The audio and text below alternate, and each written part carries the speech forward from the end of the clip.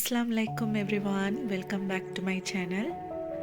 So இன்றைக்கி மார்னிங்கும் பார்த்திங்கன்னா க்ளவுடியாக ரைனி வெதராக இருந்துச்சு. வியூ பாருங்கள், பட் ரொம்ப பீஸ்ஃபுல்லாக ரொம்ப அமைதியாக இருக்கும். எவ்வளோ பேருக்கு இந்த மாதிரியான கிளைமேட் ரொம்ப பிடிக்கும்? இந்த மாதிரி கிளைமேட்டோட நல்ல சூடாக ஒரு டீ குடிக்க எத்தனை பேருக்கு பிடிக்கும்னு கமெண்ட் செக்ஷனில் சொல்லுங்கள். இன்றைக்கி நான் உங்களுக்கு செஞ்சு காட்ட போகிறது ஹெல்தியான வீட்டிலேயே செய்யக்கூடிய ஒரு பாஸ்தா ரெசிபி தான். ஃபஸ்ட்டு அதுக்கு பார்த்திங்கன்னா ஹோல் வீட் ஃப்ளார் வந்து 2 கப் நான் எடுத்திருக்கேன். அதாவது சப்பாத்தி போடுவோம் இல்லையா, ஆட்டா மாவு வந்து 2 கப் எடுத்திருக்கேன். கொஞ்சமாக சால்ட் போட்டுட்டு தண்ணி வந்து ஒரு 1/2 கப் மாதிரி தேவைப்படும் 2 கப் மாவுக்கு. அதை ஃபஸ்ட்டு வந்து ஒரு சப்பாத்தி மாவு பதத்துக்கு நம்ம வந்து நல்ல அந்த டோவை வந்து பிணைஞ்சு எடுத்துக்கணும்.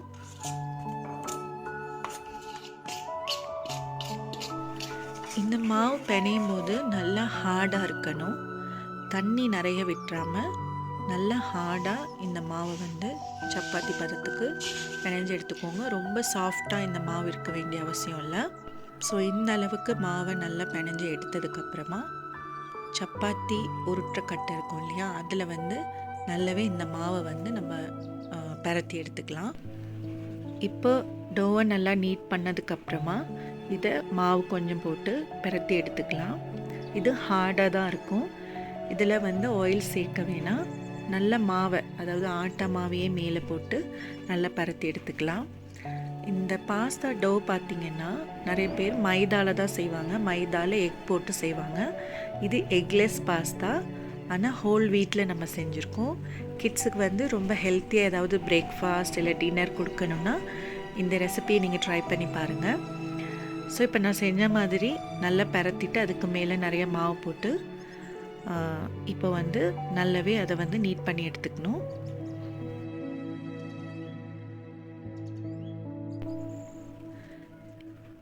இது மாதிரி மாவை வந்து மடக்கி 2 பக்கமும் ஒரு ஷேப்க்கு வர்ற மாதிரி, அதாவது ஒரு ஸ்பெகட்டி நூடுல்ஸ் அந்த மாதிரி ஒரு ஷேப்க்கு வர்ற மாதிரி உள்ள பாஸ்தா தான் இப்போ நான் செய்ய போகிறேன். ஸோ அதுக்காக தான் நான் இந்த மாதிரி ஒரு ஷேப்பில் வந்து அதை ரோல் பண்ணிக்கிறேன். மாவை நல்லாவே போட்டு நீங்கள் வந்து அந்த ஷேப் பண்ணிக்கலாம். ஏன்னா நம்ம வந்து இதில் எந்த வித ஆயிலும் இல்லாததுனால கண்டிப்பாக நம்ம வந்து மாவு நிறைய சேர்க்கணும். ஸோ இதே மாதிரி நம்ம மெதுவாக ஒரே சைஸுக்கு நம்ம வந்து வெட்டி எடுத்துடலாம். அந்த ஓரங்களை எடுத்துட்டு மற்றதை நம்ம வெட்டி எடுத்துக்கலாம். அந்த ஓரங்கள் நம்ம வந்து வீணாக்குறதில்ல, அந்த ஓரங்களையுமே நம்ம பாஸ்தா செய்யக்குள்ளே போட்டுக்கலாம். இப்போ நம்ம 2 கப் மாவு எடுத்தோம் இல்லையா, நம்ம எடுத்த மாவுக்கு இந்த அளவுக்கு தான் பாஸ்தா வந்திருக்கு. ஸோ இப்போ என்ன செய்யணும்னா, மேலே வந்து நிறைய மாவு போட்டுட்டு நல்ல கையால் அது வந்து உதுத்து விடணும். இப்படி செய்யக்குள்ள நல்லா உதிர்ந்து வரும் அந்த பாஸ்தா, அதுக்கு தான். ஸோ இப்போ நம்ம செஞ்ச பாஸ்தா வந்து நம்ம பாயில் பண்ணலாம். 1 டேபிள் ஸ்பூன் மாதிரி சால்ட் சேர்த்துட்டு இப்போ தண்ணியில் நல்லா இந்த பாஸ்தாவை ஒரு 3 to 4 மினிட்ஸ்க்கு வந்து நம்ம பாயில் பண்ணிக்கலாம். இந்த பாஸ்தா வச்சு நான் இப்போ ஒரு ரெசிபி செய்ய போகிறேன். ஸோ அதுக்காக தான் நான் இப்போ உடனே வந்து இதை பாயில் பண்ணுறேன்.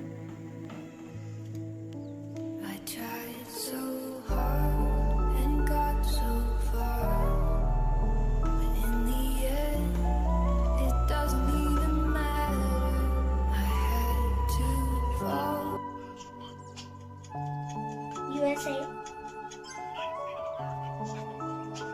India, Pakistan.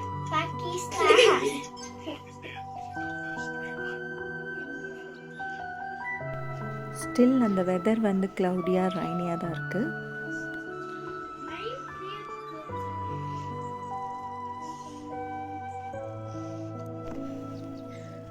இப்படி ஒரு கூலான கிளைமேட்க்கு நல்ல ஹீட்டர் இருந்தால் நல்ல கூதல் காயலாம். நாங்கள் வச்சுருக்கிற ஹீட்டர் இது தான் எங்கள் வீட்டில் இருக்குது. So back to kitchen. Pasta boil ஆகிற டைமில் இப்போ நம்ம வெசல் வாஷிங் பண்ணிடலாம். இங்கே கிளைமேட் ரொம்ப கூலாக இருக்கிறதுனால நாங்கள் ஹாட் வாட்டர் போட்டு தான் வெசல் வாஷிங் பண்ணுவோம்.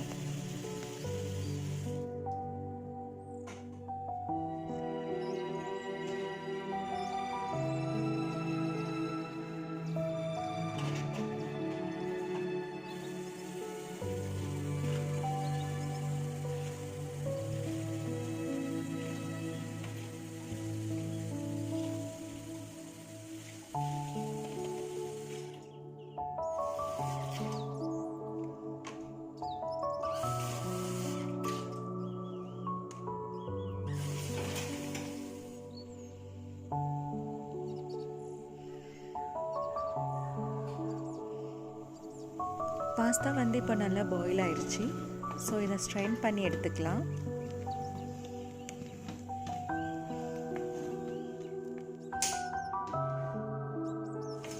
பாஸ்தாவை ஸ்ட்ரெயின் பண்ணிவிட்டு டப் வாட்டரில் காட்டிட்டு நல்லா அதை கூலாக விடுங்க. இப்போது நம்ம ஹோம்மேடில் செஞ்ச ஹெல்த்தியான பாஸ்தா ரெடி. இந்த பாஸ்தாவை வச்சு நான் ஒரு ஹெல்த்தியான ஒயிட் பாஸ்தா ரெசிபி செய்ய போகிறேன். ஸோ வாங்க அதை எப்படி செய்கிறாங்கிறத நான் பார்க்கலாம்.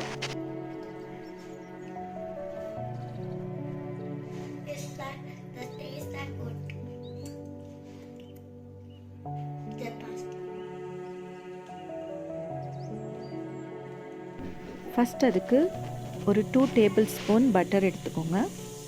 சின்ன சின்னதாக கார்லிக்கை வெட்டிட்டு அதையும் அந்த பட்டரோடு போட்டு நல்லா சோட்டே பண்ணுங்கள்.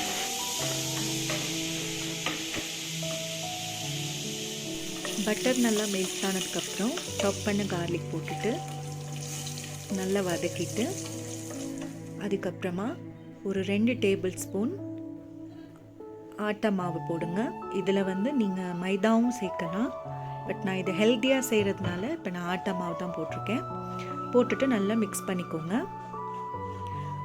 அந்த மாவு வந்து நல்லா பட்டரில் நல்லாவே சோட்டே ஆனதுக்கப்புறமா இதில் ஃபுல் க்ரீம் மில்க் வந்து நம்ம 1 கப் சேர்க்க போகிறோம். அதை கொஞ்சம் கொஞ்சமாக சேர்த்து நல்லா மிக்ஸ் பண்ணி விடுங்க.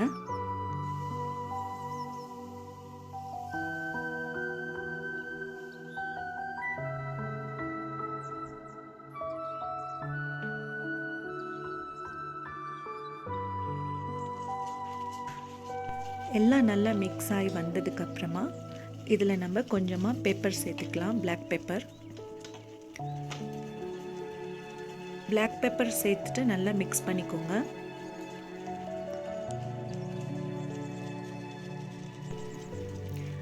அந்த மில்க் அப்புறம் அந்த மாவு அந்த பிளாக் பெப்பர் எல்லாமே நல்லா ஒன்றா மிக்ஸ் ஆனதுக்கப்புறமா தான் நம்ம பாயில் பண்ணி எடுத்து வச்சுருந்த பாஸ்தாவை இதில் சேர்க்க போகிறோம். சேர்த்துட்டு நல்லா மிக்ஸ் பண்ணுங்கள். ஹெல்தியான homemade whole wheat pasta is ready. நீங்களும் உங்கள் வீட்டில் உங்கள் கிட்ஸுக்கு இதை செஞ்சு கொடுங்க. இதை ட்ரை பண்ணிவிட்டு கண்டிப்பாக உங்களோட ஃபீட்பேக்கை எனக்கு கமெண்ட் செக்ஷனில் சொல்லுங்கள். உங்களுக்கு பிடிச்சமான எந்த சீசனிங் வேணாலும் நீங்கள் போட்டுக்கலாம். பெப்பர் ஒரு ஹர்ப்ஸ், இட்டாலியன் ஹர்ப்ஸ் எது வேணாலும் நீங்கள் சேர்த்துக்கலாம். நான் ஜஸ்ட் ஒரு சிம்பிள் வேல தான் இந்த ரெசிபியை செஞ்சுருக்கேன். இது பிரேக்ஃபாஸ்ட் ஒரு டின்னர் எதுக்கு வேணாலும் நீங்கள் கிட்ஸுக்கு கொடுக்கலாம். ஒரு லஞ்ச் பாக்ஸ் கூட கொடுக்கலாம். நல்ல க்ரீமியாக இருக்கும். அவங்களுக்கு இது கண்டிப்பாக பிடிக்கும்.